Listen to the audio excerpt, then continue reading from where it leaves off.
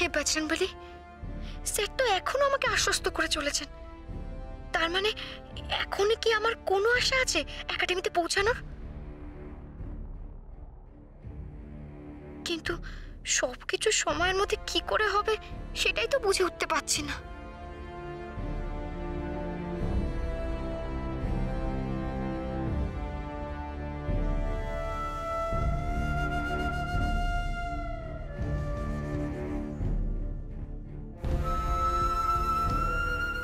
দিয়া, দিয়া তাড়াতাড়ি করো, দিয়া তাড়াতাড়ি করো, 10টা বাজতে মোটে 15 মিনিট বাকি।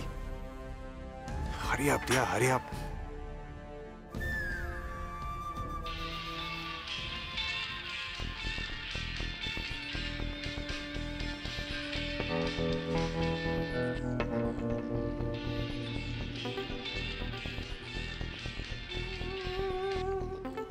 হ্যালো, আমি তোমাদের অনেকক্ষণ ধরে ফোনে ট্রাই করে চলেছি।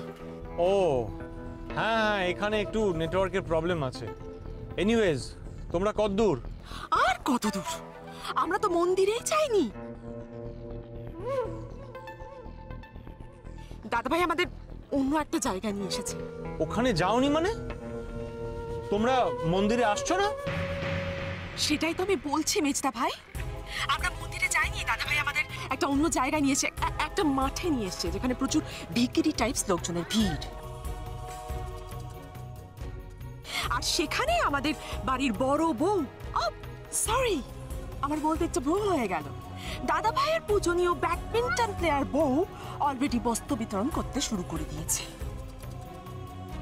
কি বলছো কি তুমি? তুমি শুনেই এত অবাক হচ্ছ মেজদা ভাই? তাহলে একবার আমাদের অবস্থাটা ভাবো তো, আমরা এখানে এসে পৌঁছানোর পরে কতটা অবাক হয়েছিলাম।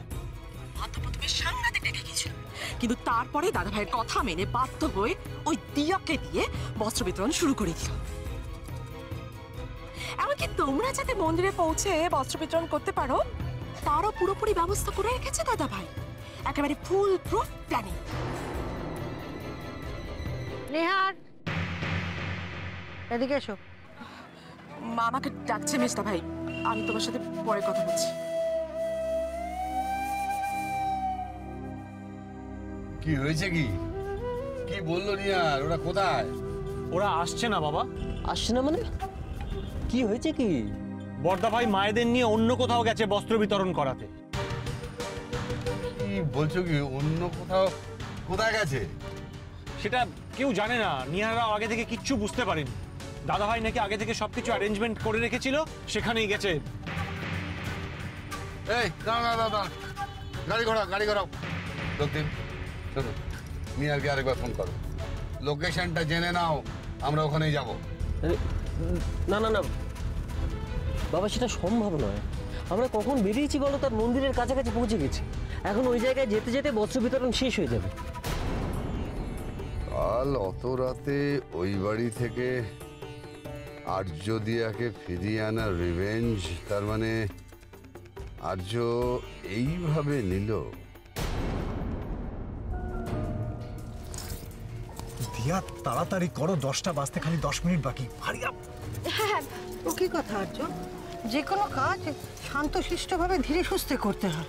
এত তাড়া করছিস কেন? দেখছিস না এটা পুণ্যের কাজ করছে। পুণ্যের কাজ ধীরে সুস্থে করতে হয়। মা, ওকে একাডেমিতে যেতে হবে, আমাদের হাতে বেশি সময় নেই। তাছাড়া এসব তো হয়ে এসেছে এখন। কি যে বলো না তুমি দাদা ভাই, ও আবার এখন একাডেমিতে যাবে কি করে?